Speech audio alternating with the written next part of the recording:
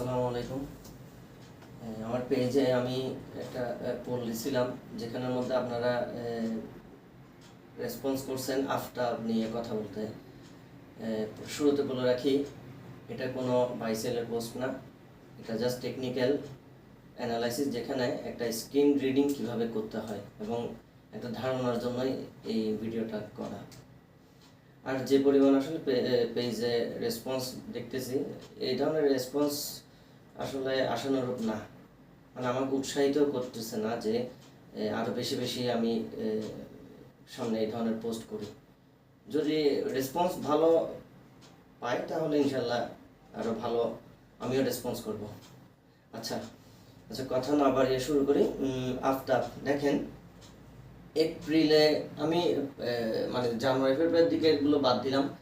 এইখানে যে ফ্রেমটা আছে, এই ফ্রেমে এপ্রিল টু 2024 এপ্রিল থেকে এখন বর্তমান পর্যন্ত আছে।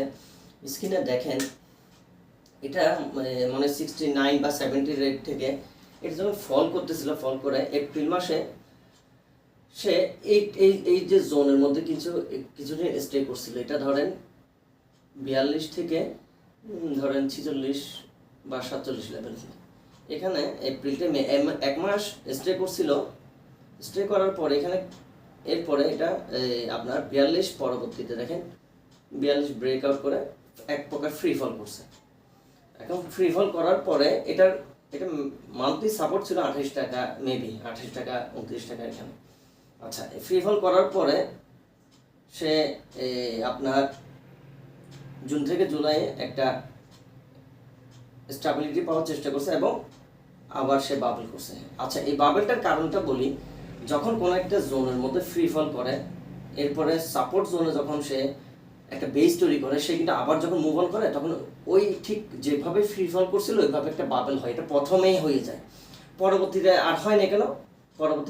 পরবর্তীতে গিয়ে দেখেন সে ওই যে 42 থেকে 47 জোন যেখানে স্টে করছিল, ওইটার রেজিস্ট্যান্স হিসেবে বা সাপ্লাই হিসেবে কাজ করতেছিল, প্রফিট টেক হয়েছিল। এরপর আবার আপ ডাউন হয়ে সে কিন্তু আবার দেখেন মার্কেট খারাপের সাথে সাথে সে আবার সাপোর্টে চলে গেছে। সে 28 টাকা সাপোর্টে দেখেন, সে সাপোর্ট থেকে আবার মুভ অন করলো, সে আবার সাপোর্টে চলে আসলো। এখন সে আবার মুভ অন করে 38 গিয়ে 38 থেকে 33, আবার 38, এরপরে 35, এখন 34, এই জায়গার মধ্যে আছে। আচ্ছা, এখন দেখেন যখন মে মাসে ফ্রি ফল করছিল, সে কিন্তু আবার এখানে কন্ট্রোল নিয়ে সে কিন্তু আবার ওই বাবলটা করছে। কিন্তু আপনি এখানে কেন হয় না? কারণ সে প্রথমবার বাবল করার পরে এখানে যে টাইম ফ্রেমে ছিল, যে ধরেন 1 মাস 1.5 মাসের মধ্যে, তা এখানে একটা আপনার এখানে ভলিউম জেনারেট হয়েছে। তো যে কারণে এই ভলিউমের কারণে পরবর্তীটা এসে কিন্তু আর ওইভাবে আগের মতো খুব যে মজা দিয়ে যেটা ফ্রি ফল করে যে বাবল করছে, ওই বাবল করার কোনো এখানে পজিশন ছিল না। কারণ এখানে যে সাপ্লাইগুলো ছিল, এখানে সাপ্লাই পজিশনটাও আসছে, আবার এখানে যারা লো রেটে কিনছে ওখানে প্রফিট টেকিং আসছে। আচ্ছা, এখন সামনে কি হবে এটা নিয়ে একটু কথা বলি। এটা আপনার খুব সুন্দরভাবে প্রাইজিং করে ভালো ভালো ভলিউম নিয়ে সে কিন্তু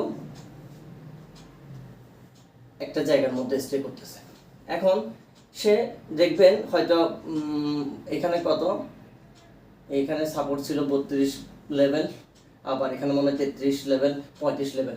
এই জোনগুলোতে সে সর্বোচ্চ চেষ্টা করবে যেখানের মধ্যে যেন সাপোর্ট পায়, এবং সাপোর্ট পেয়ে যখন সে মুভ অন করবে, তখন দেখবেন যে এখানে 38-এর রেজিস্ট্যান্সটা ব্রেক করলে সে দেখবেন যে এখানে এই জোনে যাওয়ার খুব চেষ্টা করবে, এই পুরো জোনটা। তো এখন যে জায়গা আছে বর্তমানে, এই জায়গায় যদি দেখেন যে 33 টাকা 35 টাকা বা 33 টাকা 32 টাকা এটা যদি টিকতে না পারে, তখন সে আবার স্ট্রং সাপোর্ট 28 টাকায় আসবে। কিন্তু এর আগ পর্যন্ত এখন পর্যন্ত যে অবস্থা দেখতেছি, তাতে সে খুব স্ট্রংলি 32 থেকে 33 বা 35 এই জোনটার মধ্যে ভালো ডিমান্ড ক্রিয়েট করবে, এবং ডিমান্ড ক্রিয়েট করে যদি ভলিউম কন্টিনিউ করে, দেখবেন যে এটা ব্রেকআউট করে সে উপরের দিকে যাবে।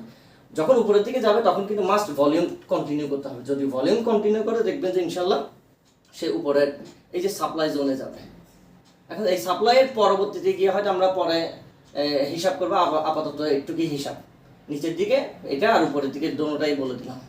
ঠিক আছে, ওকে, আসসালামু আলাইকুম।